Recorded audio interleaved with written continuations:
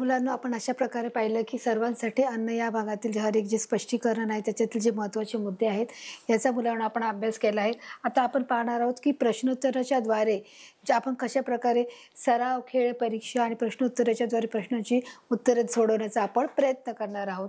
बघूया आपण प्रथम सरावायामार्फत, की सरावामध्ये कोणकोणत्या प्रश्नाची मुलांना आपल्याला प्रश्न विचारले गेलेत आणि आपले अचूक उत्तरं काय असणार आहेत. तर आपला पहिला प्रश्न असणार आहे, भारताचे सुमारे डॅश डॅश भूभाग शेतीसाठी वापरला जातो. तुम्हाला 2 पर्याय आहेत मुलांनो, त्याच्यापैकी बघा आपण वाचूया 60% किंवा 70%. तर अर्थातच आपलं उत्तर काय असणार आहे? बरोबर मुलांनो, आपलं उत्तर असणार आहे 60% हा भारताचा सुमारे 60% भाग हा शेतीसाठी वापरत आहेत. आपला दुसरा प्रश्न आहे, याशिवाय मार्च ते जूनमध्ये जी पिके घेतली जातात त्यांना डॅश डॅश पिके बोलतात. मार्च ते जून बघा इथे काय कालावधी आपण 3 प्रकारचे विचारले होते पिके. रब्बी पिके, खरीप पिके आणि उन्हाळी पिके आहेत. तर ती कोणकोणत्या कालावधीमध्ये घेतली जातात त्याच्यापैकी तुम्हाला इथे मार्च ते जून सांगितलं आहे. म्हणजे मार्च ते जूनमध्ये कोणत्या प्रकारची पिके घेतली जातात? रब्बी घेतली जातात, खरीप घेतली जातात का उन्हाळी घेतली जातात? बघा इथे तुम्हाला काय सांगितलंय, पावसाळी का उन्हाळी पिके घेतली जातात. तर आपलं अचूक उत्तर काय असणार आहे मुलांनो? बरोबर आहे. आपलं अचूक उत्तर असणार आहे, की उन्हाळी पिके घेतली जातात. बघा आता आपला पुढचा प्रश्न आहे मुलांनो, आपल्या देशाची लोकसंख्या वाढत असली तरी सर्वांच्या अन्नाची गरज ही भागवली जात आहे. शेताची डॅश डॅश पद्धतीचा वापर केल्यामुळे हे शक्य झाले. आपली लोकसंख्या जरी वाढत असली, की बाबा भारताची लोकसंख्येमध्ये सातत्याने वाढ होत आहे. मग त्यावेळेस जर वाढ होत असेल त्याच्यामुळे याचा अर्थ आहे, की आपल्या अन्नधान्याला तुटवडा पडत आहे का? तर अजिबातच नाही मुलांनो. त्यासाठी आपण काय करत आहोत, की सुधारित बियाण्याच्या द्वारे आपण काय करतोय, शेतीचे अजून आपण उत्पादन वाढवायचा प्रयत्न करत आहोत. मग ते कशामुळे शक्य होत आहे? तुम्हाला 2 पर्याय दिले आहेत. पहिला आहे सुधारित, दुसरा आहे पारंपरिक. त्याच्यातलं अचूक उत्तर आपलं काय असणार आहे मुलांनो, की आपलं सुधारित असणार आहे, की आपल्या देशाची लोकसंख्या वाढत असली तरी सर्वांच्या अन्नाची गरज भागवली जात आहे व शेतीच्या सुधारित पद्धतीचा वापर केल्यामुळे हे शक्य झाले आहे. पुढचा प्रश्न आहे, जमिनीमध्ये वारंवार पिके घेतली गेल्यास जमिनीची डॅश डॅश कमी कमी होत जाते. आपण एक पीक घेतल्यावर दुसरं घेतो, दुसरं घेतल्यावर तिसरं पीक घेतो. जर आपण ते पीक घेत राहायला गेल्यावर त्यामुळे काय होतं, जमीन काय होऊन जाते, ती त्या गोष्टीची सुपीकता कमी होत राहते. बरोबर बोला. पण आपले तुम्हाला 2 पर्याय दिले आहेत. एक नापीकता आहे आणि दुसरं सुपीकता आहे. तर मग त्याची काय होऊन जाते, तर आपलं अचूक उत्तर काय असणार आहे मुलांना? सुपीकता कमी होत राहते. आपला पुढचा प्रश्न आहे मुलांनो, रासायनिक खते म्हणजे डॅश डॅश खते. म्हणजे रासायनिक म्हणजे त्याच्यावर जी प्रक्रिया केली जाते, विशिष्ट प्रकारची जी एक खतावर त्याचा रासायनिक प्रक्रिया केली जाते आणि त्यानुसार त्या खताचा काय केलं जातं, वापर मग ते शेताच्या कामासाठी केला जातो. मग त्याच्यामध्ये कोणत्या प्रकारच्या खताचा उल्लेख येऊ शकतो? तुम्हाला 2 पर्याय आहेत. एक कृत्रिम आहे आणि दुसरं नैसर्गिक आहे. तर रासायनिक खते म्हणजे आपलं अचूक उत्तर असणार आहे कृत्रिम खते होत. बरोबर, की जी आपण स्वतः मानवाने निर्माण केलेली आहे, ती बनवली आहेत. म्हणून आपण काय करणार आहोत, त्याचं उत्तर ते असणार बरोबर असणार आहे. डॅश डॅश खतांचा बेसुमार वापर झाल्यामुळे अतिरिक्त खते जमिनीत शिल्लक राहतात, त्यामुळे जमिनीची सुपीकता कमी होते. म्हणजे बघा काय सांगितलंय ते, की ज्या खतांचा वापर केलाय, तुम्हाला 2 ऑप्शन दिले आहेत, एक सेंद्रिय का रासायनिक. अशा 2 कोणत्या खतामुळे बेसुमार त्याचा वापर झाल्यामुळे जे अतिरिक्त जे खते आहेत ती जमिनीत शिल्लक राहतात आणि त्यामुळे जमिनीची सुपीकता ही कमी होते. म्हणजे जी जमीन आहे ती कसदार होत नाही. ती जमीन परत दुसरे पीक जेवढं यायला पाहिजे तेवढं त्याचे उत्पादन होत नाहीये आणि म्हणून म्हणजे असे कोणते 2 खतं वापरू शकतो, वापरल्याने होते? तर आपलं उत्तर असणार आहे रासायनिक खतं. रासायनिक खताचा बेसुमार वापर झाल्यामुळे काय होत आहे, जमिनीची सुपीकता ही कमी होत आहे. पुढचा प्रश्न असणार आहे, जमिनी क्षारपाड झाल्यास मातीचे डॅश डॅश करून जमिनीतील कमतरता भरून काढण्यासाठी आवश्यक ते घटक टाकता येतात. बघा जमिनी क्षारपाड म्हणजे आपण बघा पाहिलं होतं, की क्षारपाड जमीन कधी होते, की जेव्हा सतत पाण्याचा फोर्स, पाण्याची तीव्रता जर जमिनीकडे येत असेल तर त्या भागाची जमीन कशी होते, क्षारपाड होते. बरोबर आहे. क्षारपाड झाल्यास मातीची डॅश डॅश करून जमिनीतील कमतरता भरून काढ. मग ती जमिनीची जी कसदार होते ती माती कशी होते, तिकडची पाणीदार होते, ती अशी चिखलासारखी होते, त्याच्यामध्ये पाण्याचे असं दलदलीसारखं होतं आणि मग ते काय होतं, त्या जमिनीची सुपीकता ही निघून जाते. मग त्या जागेची कमतरता भरून काढण्यासाठी आपल्याला कोणती गोष्ट त्याच्यामध्ये काय करावं लागेल, की ते आपल्याला समजलं पाहिजे, की बाबा नाही आता ही क्षारपाड झाली आहे. मग त्या गोष्टीचं काय करतात, तुम्हाला दोन पर्याय आहेत, परीक्षण करतात का निरीक्षण करतात? तर तो आपलं बरोबर काय उत्तर असणार आहे, त्या गोष्टीचं काय करावं लागतं, परीक्षण करावं लागतं. ती गोष्ट पाहावी लागते तिथे जाऊन. त्या गोष्टीचा चिकित्सकपणे अभ्यास करावा लागतो, की नक्कीच ही जमीन आता ही जमिनीसाठी, शेतीसाठी योग्य आहे का नाही आहे, ह्या सर्व गोष्टी तिथे पाहिल्या जातात मुलांनो. म्हणून आपलं अचूक उत्तर असणार आहे परीक्षण. परीक्षण केल्यावरच घटक टाकता येते. आपला पुढचा प्रश्न असणार आहे, धान्याला बुरशी लागू नये म्हणून धान्य साठवण्याची जागा नेहमी डॅश डॅश ठेवतात. धान्याला जर बुरशी लागायची नसेल तर आपण नेहमी काय केलं पाहिजे, हे देखील आपण या पाठाच्याद्वारे शिकलो आहोत. तुम्हाला दोन प्रश्न पर्याय दिले आहेत, एक ओलसर का कोरडी. तर आपण नेहमी धान्य जर बुरशी लागू नये म्हणून आपण काय करतो, नेहमी मोकळ्या हवेत, मोकळी जी हवा असेल त्याचे ठेवतो, सूर्यप्रकाश जिथे येईल ठेवतो, आणि विशेष म्हणजे जिथे जागा कोरडी असेल अशा ठिकाणी ठेवतो. तुम्हाला दोन पर्याय दिले आहेत, एक पहिला आहे ओलसर आणि दुसरा आहे कोरडी. तर अर्थातच आपले उत्तर काय असणार आहे मुलांना, बरोबर आपलं उत्तर असणार आहे कोरडी. धान्याला बुरशी लागू नये म्हणून धान्य साठवण्याची जागा नेहमी कोरडी ठेवावी लागते. आपला बघा दुसरा प्रश्न आहे, माणसाप्रमाणे इतर काही डॅश डॅश अन्न साठा करतात. जसं माणसाला अन्नाच्या साठ्याची गरज असते तसं इतरही अन्न साठा करतात. मग कोणते लोक आहेत, म्हणजे सजीव आहेत, निर्जीव आहेत, कोणते लोक आहेत? तर तुम्हाला दोन पर्याय दिले आहेत, एक सजीव आहे का निर्जीव आहे. तर साहजिकच आहे, जे सजीव आहे त्यांनाच अन्नाची गरज असेल ना. मेलेली व्यक्ती असेल, जेव्हा जी मृत व्यक्ती असेल ते अन्न खाऊ शकते का, नाही ना. तर तिला अन्न साठवायची गरज आहे का, तर नाही. तर काय इथे बघा आपल्याकडे दोन तुम्हाला पर्याय दिले आहेत, सजीवही आणि निर्जीवही. तर आपलं बरोबर उत्तर काय असणार आहे, अगदी बरोबर आपलं उत्तर असणार आहे की माणसाप्रमाणे इतर काही म्हणजे सजीवांनाही अन्न साठा करत असतात. म्हणजे जे पशु पक्षी आहेत, जे जनावर आहेत, जे ग्रामपशु आहेत, त्या सर्वांना अन्नसाठा करायची गरज आहे माणसाप्रमाणे. आता बघा आपला पुढचा प्रश्न आहे, भारतात डॅश डॅश शेती तंत्रज्ञानामुळे आपल्या वाढत्या लोकसंख्येला पुरून उरेल एवढे मुबलक धान्य उत्पादन होत असते. भारतात म्हणजे लोकसंख्या जरी जास्त वाढली तरी पण त्याला पुरून उरेल इतकं धान्य आपल्या साठवून राहतं. मग ते कशामुळे राहतं, तर तुम्हाला दोन पर्याय दिले आहेत. तर आपण वाचून घेऊया लगेचच, पारंपरिक का सुधारित. तर आपलं काय उत्तर असणार आहे मुलांना, आपलं उत्तर असणार आहे की सुधारित शेती तंत्रज्ञानामुळे आपल्याला वाढत्या लोकसंख्येला पुरून उरेल एवढं मुबलक धान्य उत्पादन होत आहे. आज आपला देश अन्नधान्या संदर्भात डॅश डॅश झाला आहे. आज आपला देश म्हणजे शेतीतले जे काही तंत्रज्ञान आहे, विकास आहे, ते देखील सर्वांचा वापर करू, किंवा भारताची लोकसंख्या ही सातत्याने जरी वाढत असेल, त्याचं प्रमाण वाढत असलं तरी देखील आपला देश अन्नधान्यासाठी कसा आहे. तर तुम्हाला दोन पर्याय दिला, एक स्वावलंबी आहे का परावलंबी आहे. स्वावलंबी म्हणजे तो स्वतः गोष्टी भागवू शकतो, स्वतः गोष्टी करू शकतो. परावलंबी म्हणजे जे दुसऱ्याच्या जीवावर अवलंबून आहे, की जेव्हा दुसरी एखादी व्यक्ती देईल तेव्हा ते आपण गोष्ट घेऊ शकतो, खाऊ शकतो, त्याला परावलंबी बोलतात. बरोबर आहे, जे दुसऱ्यावर डिपेंड असणारा त्याला बोलतात परावलंबी. मग आपल्या याच्यातलं बरोबर उत्तर काय असणार आहे आणि अचूक उत्तर काय आहे मुलांना, आपलं अचूक उत्तर असणार आहे की आज आपला देश अन्नधान्यासाठी स्वावलंबी झाला आहे. आपला पुढचा प्रश्न असणार आहे, नैसर्गिक पदार्थ वापरून केलेल्या शेतीला डॅश डॅश असे शेती म्हणतात. नैसर्गिक पदार्थ म्हणजे निसर्गात जे उपलब्ध आहे मुलांना, त्या सर्व गोष्टी वापरून जे पदार्थ तयार करतात, ती जी शेती करतात, जे खतं असतात, त्या शेतीला काय म्हटलं जातं. तुम्हाला दोन पर्याय, रासायनिक का सेंद्रिय. की जे निसर्गापासून म्हणजे जसं आलं पाला पाचोळा, प्राण्यांचे अवशेष म्हणा, जे मलमूत्र आहे, किंवा जे सर्व पशु पक्ष्यांचे जे जे काही अवशेष आहेत ते सगळे मिळून जे काही बनवले जातं, खत तयार केलं जातं, आणि त्याला काय बोलणार आपण, नक्कीच सेंद्रिय शेती म्हणून ओळखली जाते. नैसर्गिक पदार्थ वापरून केलेल्या शेतीला सेंद्रिय शेती असे बोलले जाते. आपला पुढचा प्रश्न आहे मुलांना, या शेतामध्ये जमिनीतील पोषक डॅश डॅश टिकून राहतात. आता आपण जे सेंद्रिय खतं केली आहेत त्याच्यामध्ये या शेतीमध्ये जमिनीतील पोषक डॅश डॅश टिकून राहतात. काय टिकून राहतात, तुम्हाला दोन पर्याय आहेत, एक तत्व आहे, दुसरं मूल्य आहे. तर आपलं बरोबर उत्तर काय असणार आहे मुलांना, आपलं बरोबर उत्तर आहे तत्व. म्हणजे त्या सेंद्रिय खतामध्ये काय असतात, काही तत्व असतात की जे निसर्गात जी दिलेली निसर्गाने दिलेली ती देणगी आहे, की जे पालापाचोळ्यामध्ये आहे, जो कचरा आहे, जो आपला वेस्टेज कचरा आहे, जे प्राण्याचे जे अवशेष आहे आणि प्राण्यांचे जे मलमूत्र आहे, त्या सर्वातून एक प्रकारचे जे पोषक तत्वे तयार होतात आणि त्यामुळे ते काय राहते, जमिनीची पोषक तत्वे टिकून राहतात. बरोबर आहे मुलांना. चला आता आपण बोलूया, आपण खेळाच्या माध्यमातून काही प्रश्नांची उत्तरे समजून घेऊया की खेळाद्वारे कोणत्या प्रश्नाची उत्तरे आपल्याला विचारली गेलेली आहे. चला तर आपण लगेच सुरू करूया. आपला पहिला प्रश्न आहे, नैसर्गिक पदार्थ वापरून केलेल्या शेतीला डायडॅश शेती असे म्हणतात. तर म्हणून आपलं काय ऑप्शन असणार आहे, रासायनिक, नैसर्गिक, सेंद्रिय का कृत्रिम. तर बरोबर आपलं उत्तर काय असणार आहे, सेंद्रिय. आपला दुसरा प्रश्न असणार आहे, खते ही निसर्गात उपलब्ध असलेल्या पालापाचोळा व शेण अशा पद्धतीचा वापर करून मिळवतात. निसर्गात असलेल्या सर्व गोष्टी म्हणजे त्याच्यामध्ये काय असणारे, पालापाचोळा असणारे, शेण असणारे, मग अशा पदार्थाचा वापर करून म्हणजे खत मिळवलं जातं. मग त्याला काय बोललं जातं तुम्ही मला सांगा? रासायनिक आहे, शेणखत आहे, कंपोस्ट खत आहे का नैसर्गिक आहे? तर आपलं बरोबर होत असणार आहे नैसर्गिक. आपला तिसरा प्रश्न आहे बघा मुलांनो, डॅश डॅश पर्यंतच्या हंगामास खरीप हंगाम म्हणतात, की म्हणजे कोणता जो काळ आहे की ज्याला आपण खरीप हंगाम म्हणतो. आपण जे शिकलोय ना, रब्बी हंगाम आहे, खरीप हंगाम आहे आणि उन्हाळी हंगाम आहे.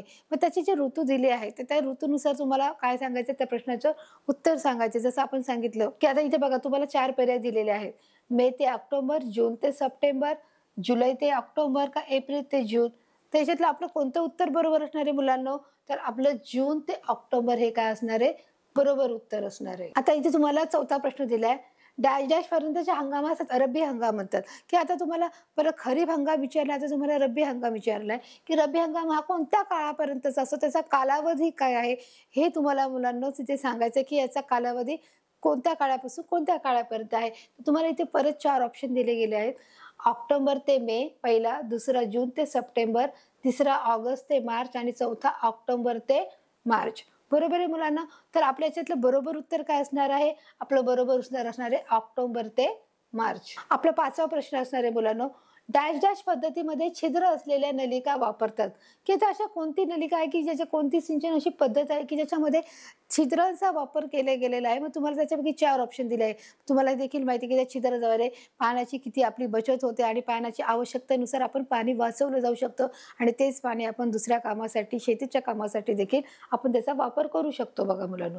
तर आपल्याला इथे काय दिलंय की बघा आपले 4 ऑप्शन आहे, ठिबक सिंचन योजना, जलसिंचन योजना, तुषार सिंचन योजना का पाट सिंचन योजना. तर आपल्या याच्यातलं बरोबर उत्तर काय असणार आहे मुलांनो? अगदी बरोबर. आपलं उत्तर असणार आहे की ठिबक सिंचन पद्धतीमध्ये छिद्र असलेल्या नलिका वापरतात. तर आपण योग्य उत्तरावर क्लिक करणार आहोत. आपला 6वा प्रश्न असणार आहे, ऋतुमानानुसार वर्षभरात शेतीचे डॅश डॅश प्रमुख हंगाम असतात. ऋतुमानानुसार म्हणजे ऋतुमानानुसार बघितलं तर जसे तर आपले उन्हाळा, पावसाळा, हिवाळा हे 3 ऋतू आहेत. परंतु इथे काय ऋतूचं वर्षभर जर शेतीच्या दृष्टिकोनातून मुलांना विचार करायचा असेल तर आपल्याला काय करावं लागेल, त्या दृष्टिकोनातून विचार करावा लागेल. बोलायला तर आपण थेट पण बोलू शकतो, उन्हाळा, पावसाळा, हिवाळा आहे. इथे 5 दिले तर कधी 5 ऋतू असतात का? ते ग्रीष्म ऋतू, वसंत ऋतू तो वेगळा प्रकार आहे. म्हणजे ते देखील ऋतू आहेत. वसंत ऋतू आहे, ग्रीष्म ऋतू आहे, उन्हाळा आहे, पावसाळा आहे, हिवाळा आहे, वसंत ऋतू, ग्रीष्म ऋतू हे सगळे ऋतू देखील त्याच्यामध्ये ऍड होतात. आणि ते 2 दिलेत आणि ते 6 दिलेत. तर ऋतू हे देखील बऱ्याच प्रकार, पण इथे फक्त त्यांनी स्पेसिफिक तुम्हाला मेन्शन केलं आहे की वर्षभर शेतीचे प्रमुख ऋतू किती आहेत ते तुम्हाला सांगायचं आहे. तर तुम्हाला ऑप्शन दिले आहे, 3 आहे, 5 आहे, 2 आहे, 6 आहे. तर आपलं बरोबर उत्तर काय असणार आहे मुलांनो? 2 असणार आहे. आणि म्हणून योग्य उत्तरावर आपण काय करणार आहोत? क्लिक करणार आहोत. जसं आपल्याला सांगितलं होतं रब्बी आणि खरीप पिकाचं, आणि म्हणून त्याबरोबर 2 काय आहेत? ऋतू आहेत शेतीचे. आपला 7वा प्रश्न आहे, भारताचा सुमारे डॅश डॅश भूभाग शेतीसाठी वापरत आहे. तर भारताचा किती टक्के भाग हा शेतीसाठी वापरण्यात गेला आहे? तुम्हाला त्याचं मला प्रश्नाचं उत्तर सांगायचं आहे. त्यासाठी तुम्हाला 4 पर्याय दिले आहेत. आपण ते लगेचच वाचून घेऊया. 60%, 50%, 40% का 70%, की जेवढी पृथ्वी आहे, भारत जे पूर्ण जो भारत देश आहे, जो पूर्ण भारत देश आहे त्या भारताचा किती टक्के भाग हा शेतीसाठी वापरला दिला गेलेला आहे. तर आपलं अचूक उत्तर मुलांनो काय असणार आहे? अगदी बरोबर. आपलं अचूक उत्तर असणार आहे 60%. आणि म्हणून आपण योग्य उत्तरावर काय करणार आहोत? क्लिक करणार आहोत. आपला 8वा प्रश्न असणार आहे, जमिनीमध्ये वारंवार पीक घेतले गेले जमिनीची डॅश डॅश कमी कमी होत जाते. आपण जर वारंवार जर पीक घेत गेलो तर काय होणार की त्या जमिनीला आपण थोडंसं समजा, जेव्हा आपण बघा एखाद्या वेळेस जास्त अभ्यास करतो आणि मग आपली परीक्षा असते, मग आपण सतत 1 तास 2 तास अभ्यास करतो आणि मग सतत अभ्यास केल्यामुळे काय होतं, आपल्याला आपली शारीरिक ताकद संपून जाते, आपल्याला विकनेसपणा येतो, कमतरता येते आणि त्याच्यामुळे आपण तरी अरे थोडा वेळ काहीतरी, मम्मी आई काय बोलते, थोडा वेळ आराम कर. थोडा वेळ जरासा आराम केल्यामुळे तुला काय वाटेल?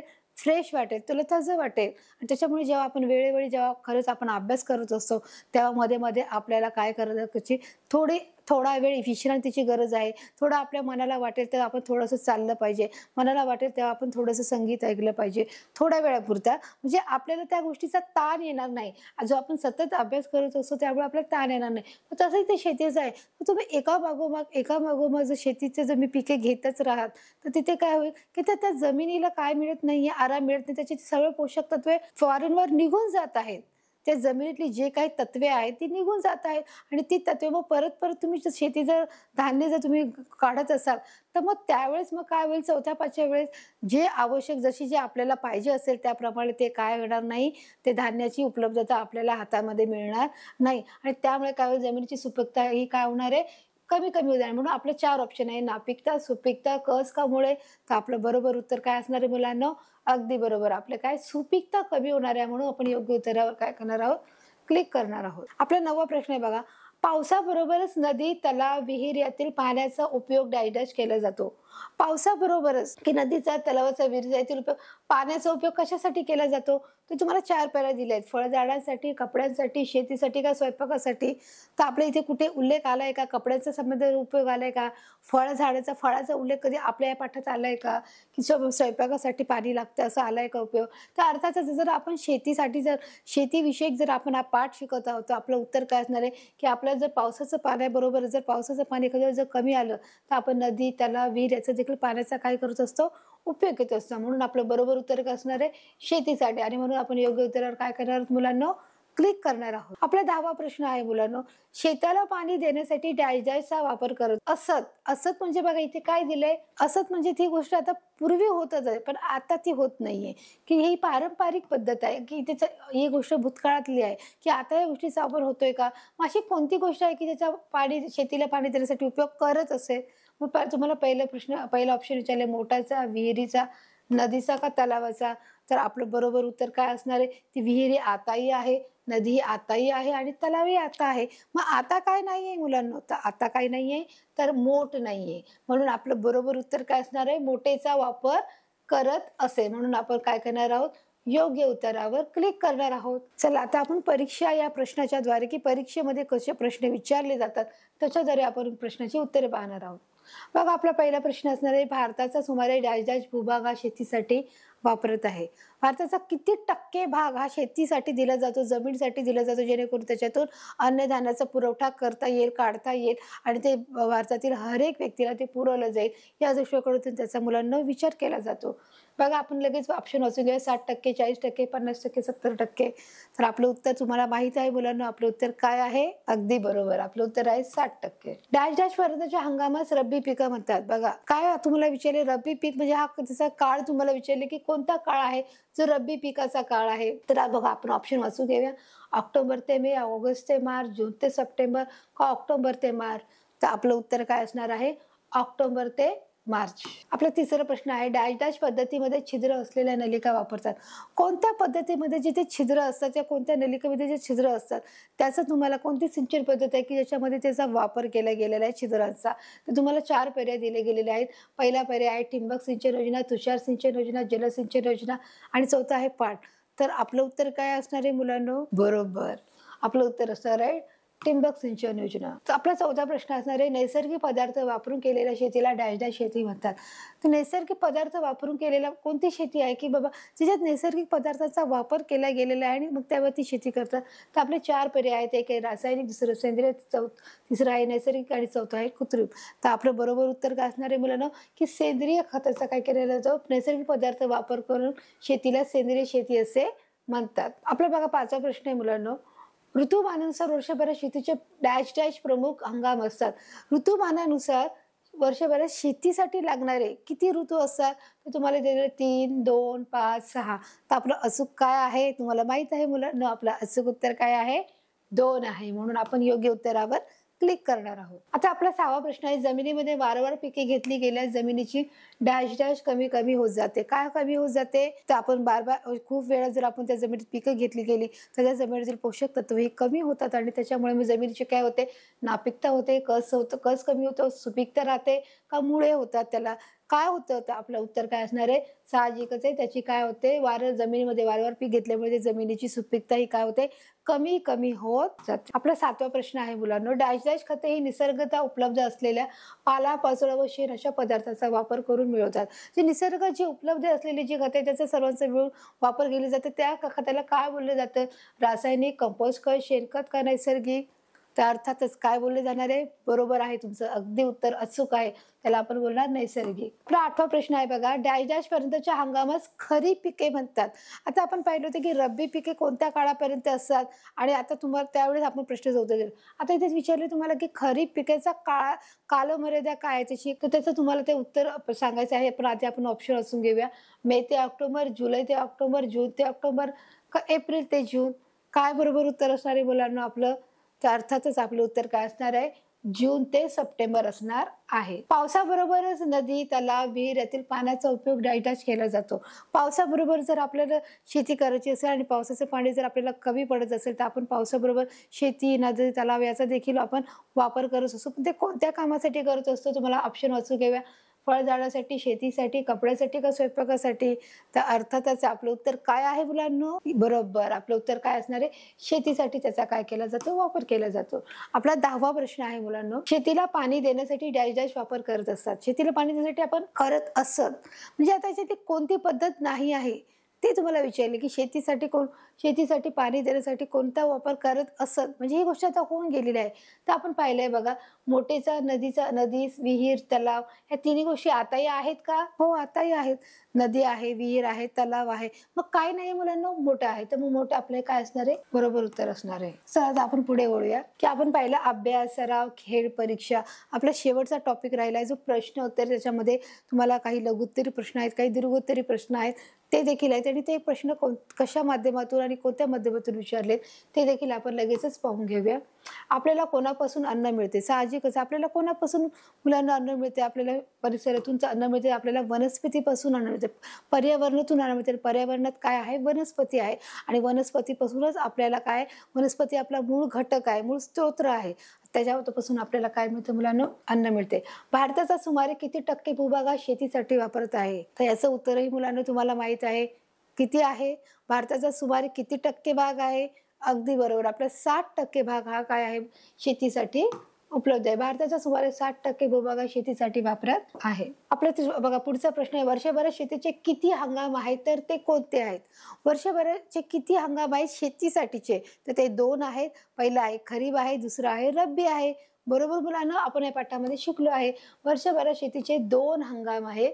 एक आहे खरीप हंगाम आणि दुसरं रब्बी हंगाम. याचा काळही तुम्हाला माहित आहे मुलांना. उन्हाळी पिके म्हणजे काय? उन्हाळी पिके म्हणजे काय की जी उन्हाळ्यात पिके घेतली जातात मार्च ते जून मध्ये. बघा, मार्च ते जून मध्ये जी पिके घेतली जातात त्यांना उन्हाळी पिके म्हणतात. म्हणजे उन्हाळ्यात जी पिके घेतली जातात, कोणत्या दरम्यान? मार्च ते जून मध्ये जी पिके घेतली जातात त्यांना काय बोलतात? उन्हाळी पिके. शेतीमध्ये भरघोस पीक येण्यासाठी काय करावे लागते? तर आपल्याला वाटते की शेतीमध्ये, हा मोठा प्रश्न आहे बघा, ब्रीफ प्रश्न आहे की तुम्हाला विचारू शकतो की थोडक्यात प्रश्न उत्तरे विचारा, त्याचं देखील तुम्हाला सांगू शकतो की शेतीमध्ये जर भरघोस पीक यायचं असेल तर तुम्हाला उत्तम प्रकारची जमीन असायला पाहिजे, उत्तम प्रकारचं बियाणं असायला पाहिजे, त्याच्यामध्ये तुम्हाला उत्तम प्रकारचे खतांचा देखील वापर केला पाहिजे, योग्य प्रकारे पाण्याची भरपुरी असली पाहिजे की ज्या शेतांना जे आपण उत्पादन घेत आहोत त्या उत्पादनासाठी लागणारे पाण्याची देखील भरपुरी आवश्यक आहे. आणि ते काय केलं पाहिजे की त्याची देखभाल केली पाहिजे, त्या पिकांना संरक्षण देखील मिळवणं तितकंच मुलांना महत्त्वाचं आहे. मग अशा प्रकारे आपण शेतामध्ये पीक भरपूर घेऊ शकतो. बघा, आपण वाचून घेऊया. भरघोस शेती उत्पादनासाठी उत्तम जमीन आहे, उत्तम बियाणे आहेत, खते आहेत, तसेच पाण्याची उपलब्धता. जसं मी सांगितलं की पाण्याची आवश्यकता आहे. शेती ही पाण्यावरच अवलंबून आहे. जर शेतामध्ये जर पाणी नाही गेलं तर बियाणे येणार कशी? बरोबर, त्याच्यामुळे आपल्याला त्याची गरज आहे. मशागतीसाठी काम करणे आवश्यक आहे. तर त्या शेतामध्ये आपण जर सगळ्या गोष्टी आहेत पण आपण कामच नाही केलं तर चालेल का? आणि त्याचबरोबर शेतीतील पिकांचे संरक्षण, मी आताच बोलले की जर ते पीक आलं तर त्या पिकाचं संरक्षण देखील करणं गरजेचं आहे. कोणापासून करणं गरजेचं आहे?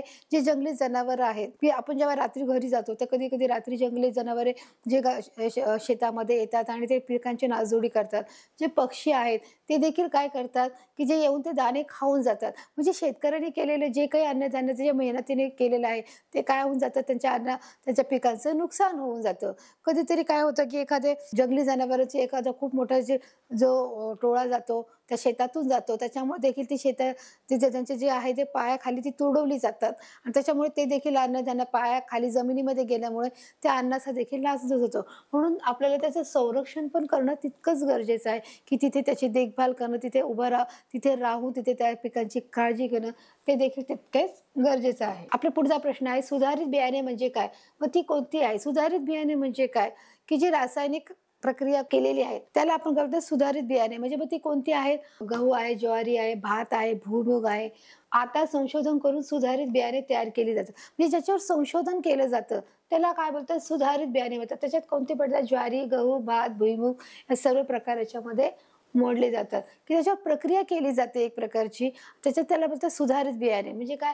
संशोधन करून, म्हणजे याच्यावर संशोधन केलं आहे की या पिकांवरती संशोधन केलं आहे त्याला, त्यामुळे काय बोललं जातं? सुधारित बियाणे देखील बोलले जातात.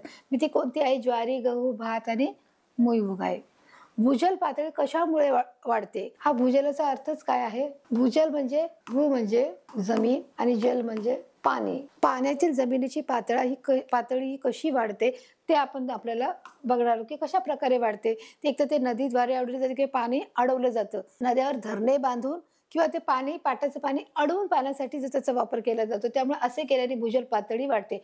नद्यावर धरणे बांधून तसेच पावसाचे पाणी अडवून पाणी साठा केला जातो. म्हणजे नद्याचे धरण अडवून आणि पाणी अडवून त्या पाण्याचा साठा केला जातो. त्याला काय बोलतात? भूजल पातळी या कारणास्तव वाढली जाते. सिंचनाच्या आधुनिक पद्धती कोणत्या आहेत? सिंचनाच्या आधुनिक पद्धती जसं की आपण म्हणतो ना की जर शेतीला पाणी द्यायचं तर ती कशा प्रकारे आपण दिली जातो? तर त्याचे 2 प्रकार आहेत. एक आहे ठिबक सिंचन योजना आणि दुसरी आहे तुषार सिंचन योजना. बरोबर?